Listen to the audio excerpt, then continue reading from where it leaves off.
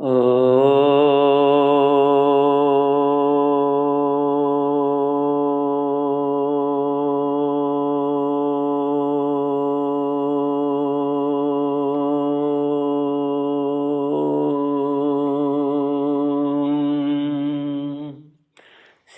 गुरुचरण कमलेभ्यो नमः। श्री गणेशाय नमः। श्री सरस्वत्यै नमः। श्रीमद्भागवत भगवान की जय। श्री कृष्ण गोविंद हरि मुरारी, हे नाथ नारायण वासुदेव। श्री कृष्ण गोविंद हरि मुरारी, हे नाथ नारायण वासुदेव। ओम नमो भगवते वासुदेवाय। ओम नमो भगवते वासुदेवाय। कृष्णाय वासुदेवाय हरये परमात्मने प्रणत क्लेशनाशाय गोविंदाय नमो नमः। सच्चिदानंद रूपाय विश्वोत्पत्त्यादिहेतुवे तापत्रय विनाशाय श्री कृष्णाय वयं नमः। सच्चित आनंद स्वरूप परमात्मा जो सृष्टि के उत्पत्ति पालन और श्रृंगार करता है तथा जीवों के आध्यात्मिक आदि दैविक आदि भौतिक तापों को नष्ट करने वाले हैं, अर्थात जीवों के मानसिक शारीरिक और भौतिक दुखों को दूर करने वाले हैं, उन श्री कृष्ण भगवान को हम नमस्कार करते हैं। श्री कृष्ण गोविंद हरि मुरारी, हे नाथ नारायण वासुदेव। श्रीमद् भागवत एकादश स्कंद अथ षड्विंशोऽध्यायः। श्री भगवानुवाच मल्लक्षणमिमं कायं लब्ध्वा मद्धर्म आस्थित आनंदं परमात्मानं आत्मस्थं समुपैति मां गुणमय्या जीवयोन्या विमुक्तो ज्ञाननिष्ठया गुणेषु माया मात्रेषु दृश्यमानेष्वस्तुतः वर्तमानोऽपि न पुमान् युज्यते वस्तुभिर्गुणैः। 11वां स्कंध 26वां अध्याय। पुरुरवा की वैराग्य उक्ति। भगवान श्री कृष्ण कहते हैं, उद्धव जी, यह मनुष्य शरीर मेरे स्वरूप ज्ञान की प्राप्ति का, मेरी प्राप्ति का मुख्य साधन है। इसे पाकर जो मनुष्य सच्चे प्रेम से मेरी भक्ति करता है वह अंतःकरण में स्थित मुझ आनंद स्वरूप परमात्मा को प्राप्त हो जाता है। जीवों की सभी योनियां, सभी गतियां त्रिगुणमयी हैं। जीव ज्ञान निष्ठा के द्वारा उनसे सदा के लिए मुक्त हो जाता है। सत्व रज आदि गुण जो दिख रहे हैं वे वास्तविक नहीं हैं, माया मात्र हैं। ज्ञान हो जाने के बाद पुरुष उनके बीच में रहने पर भी, उनके द्वारा व्यवहार करने पर भी उनसे बंधता नहीं है। इसका कारण यह है कि उन गुणों की वास्तविक सत्ता ही नहीं है। साधारण लोगों को इस बात का ध्यान रखना चाहिए कि जो लोग विषयों के सेवन और उदर पोषण में ही लगे हुए हैं, उन असत पुरुषों का संग कभी न करे, क्योंकि उनका अनुगमन करने वाले पुरुष की वैसी ही दुर्दशा होती है जैसे अंधे के सहारे चलने वाले अंधे की, उसे तो घोर अंधकार में ही भटकना पड़ता है। उद्धव जी, पहले तो परम यशस्वी सम्राट इलानंदन पुरुरवा उर्वशी के विरह से अत्यंत बेसुध हो गया था। पीछे शोक हट जाने पर उसे बड़ा वैराग्य हुआ और तब उसने यह गाथा गाई। राजा पुरुरवा नग्न होकर पागल की भांति अपने को छोड़कर भागती हुई उर्वशी के पीछे अत्यंत विह्वल होकर दौड़ने लगा और कहने लगा, देवी निष्ठुर हृदय, थोड़ी देर ठहर जा, भाग मत। उर्वशी ने उनका चित्त आकृष्ट कर लिया था, उन्हें तृप्त नहीं हुई थी। वे क्षुद्र विषयों के सेवन में इतने डूब गए थे कि उन्हें वर्षों की रात्रियां न जाती मालूम पड़ी और न तो आती। श्री कृष्ण गोविंद हरे मुरारी, हे नाथ नारायण वासुदेव। पुरुरवा ने कहा, हाय हाय, भला मेरी मूर्खता तो देखो, काम वासना ने मेरे चित्त को कितना कलुषित कर दिया। उर्वशी ने अपनी बाहों से मेरा ऐसा गला पकड़ा कि मैंने आयु के न जाने कितने वर्ष खो दिए। ओह, विस्मृति की भी एक सीमा होती है। हाय हाय, इसने मुझे लूट लिया। सूर्य अस्त हो गया या उदित हुआ, यह भी मैं न जान सका। बड़े खेद की बात है कि बहुत से वर्षों के दिन पर दिन बीतते गए और मुझे मालूम तक न पड़ा। ओहो, आश्चर्य है, मेरे मन में इतना मोह बढ़ गया जिसने नरदेव शिखामणि चक्रवर्ती सम्राट मुझ पुरुरवा को भी स्त्रियों का क्रीड़ा मृग खिलौना बना दिया। देखो, मैं प्रजा को मर्यादा में रखने वाला सम्राट हूँ, वह मुझे और मेरे राजपाट को तिनके की तरह छोड़कर जाने लगी और मैं पागल होकर नंग धड़ंग रोता बिलखता उस स्त्री के पीछे दौड़ पड़ा। हाय हाय, यह भी कोई जीवन है। मैं गधे की तरह दुलत्तियां सहकर भी स्त्री के पीछे पीछे दौड़ता रहा। फिर मुझ में प्रभाव, तेज और श्री कृष्ण गोविंद हरे मुरारी, हे नाथ नारायण वासुदेव। फिर मुझ में प्रभाव, तेज और स्वामित्व भला कैसे रह सकता है? स्त्री ने जिसका मन चुरा लिया उसकी विद्या व्यर्थ है। उसे तपस्या, त्याग और शास्त्राभ्यास से भी कोई लाभ नहीं है और इसमें संदेह नहीं कि उसका एकांत सेवन और मौन भी निष्फल है। मुझे अपनी ही हानि लाभ का पता नहीं, फिर भी अपने को बहुत बड़ा पंडित मानता हूँ। मुझ मूर्ख को धिक्कार है। हाय हाय, मैं चक्रवर्ती सम्राट होकर भी गधे और बैल की तरह स्त्री के फंदे में फंस गया। मैं वर्षों तक उर्वशी के होंठों की मादक मदिरा पीता रहा, पर मेरी काम वासना तृप्त न हुई।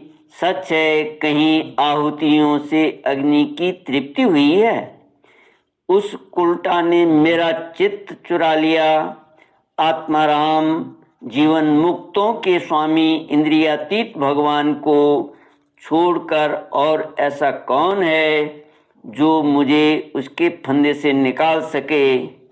उर्वशी ने तो मुझे वैदिक सूक्त के वचनों द्वारा यथार्थ बात कहकर समझाया भी था, परंतु मेरी बुद्धि ऐसी मारी गई कि मेरे मन का वह भयंकर मोह तब भी मिटा नहीं, जब मेरी इंद्रियां ही मेरे हाथ के बाहर हो गई, तब मैं समझता भी कैसे।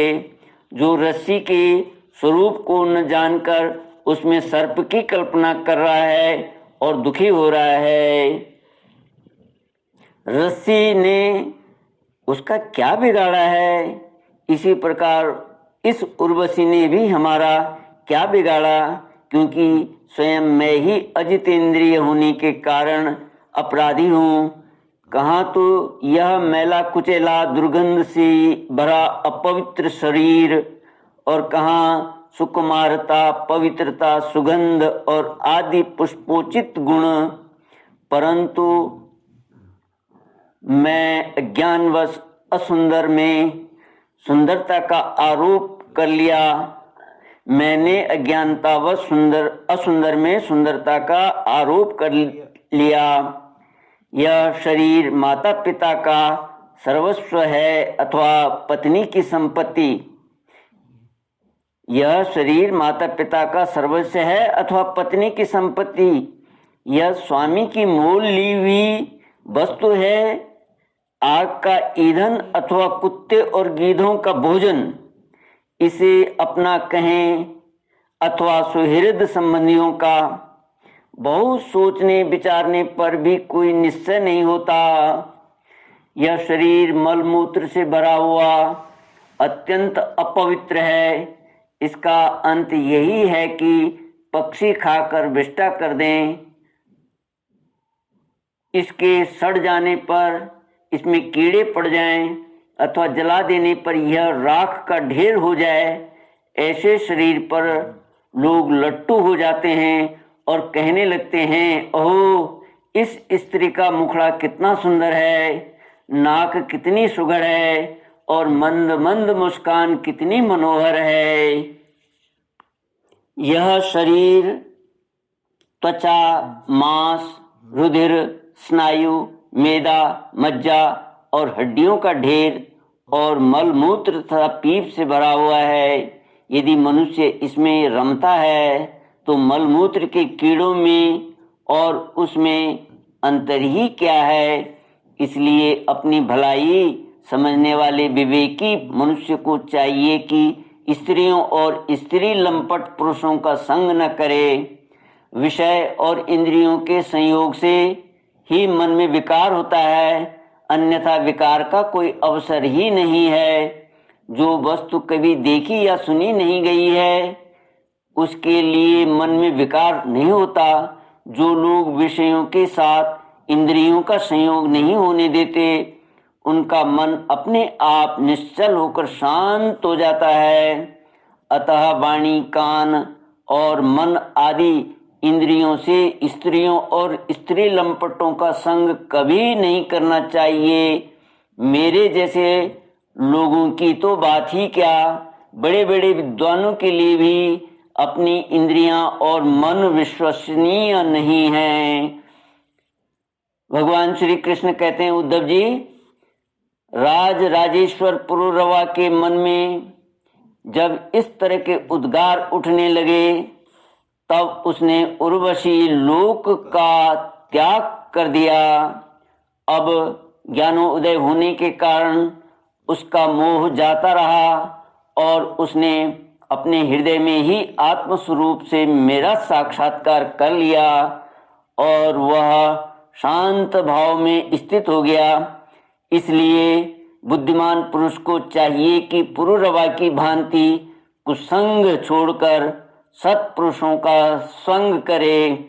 संत पुरुष अपने सदुपदेशों से उनके मन की आसक्ति नष्ट कर देंगे। संत पुरुषों का लक्षण यह है कि उन्हें कभी किसी वस्तु की अपेक्षा नहीं होती। उनका चित्त मुझ में लगा रहता है। उनके हृदय में शांति का अगाध समुद्र लहराता रहता है। वे सदा सर्वदा सर्वत्र सब में सब रूप से स्थित भगवान का ही दर्शन करते हैं। उनमें अहंकार का लेश भी नहीं होता। फिर ममता की तो संभावना ही कहाँ है।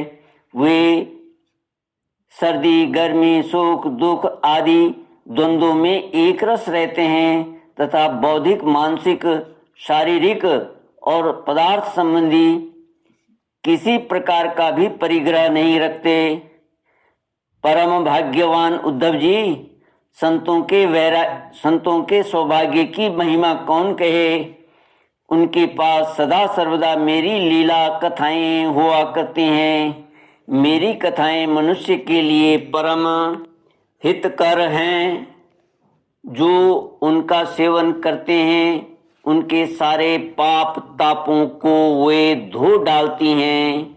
जो लोग आदर और श्रद्धा से मेरी लीला कथाओं का श्रवण, गान और अनुमोदन करते हैं वे मेरे परायण हो जाते हैं और मेरी अनन्य प्रेममयी भक्ति प्राप्त कर लेते हैं।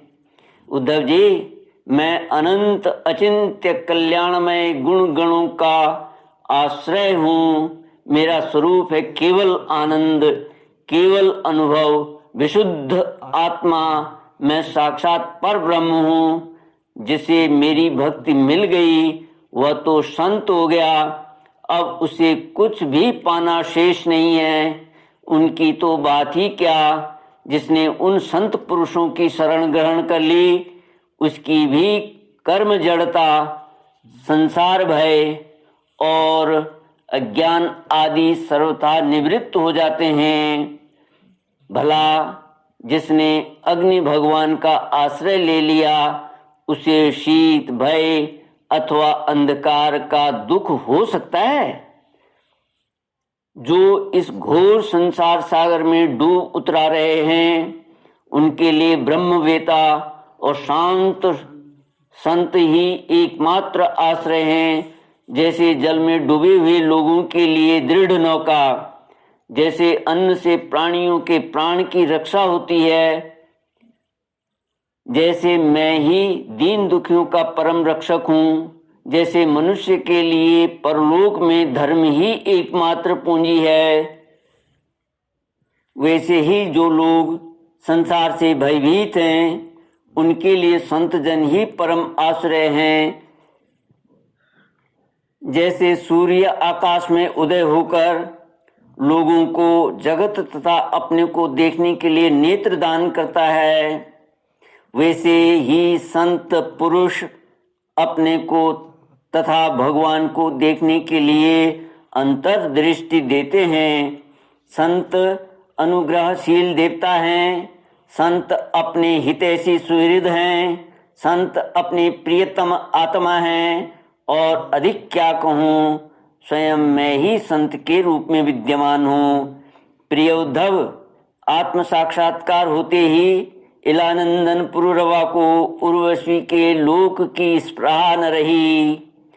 उसकी सारी आसक्तियां मिट गईं और वह आत्माराम होकर स्वच्छंद रूप से इस पृथ्वी पर विचरण करने लगा। श्री कृष्ण गोविंद हरे मुरारे, हे नाथ नारायण वासुदेव। इति श्रीमद्भागवते महापुराणे पारमहंस्यां संहितायां एकादश स्कंदे षड्विंशोऽध्यायः।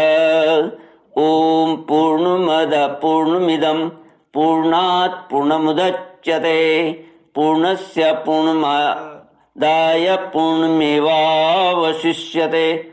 ओम शांति शांति शांति।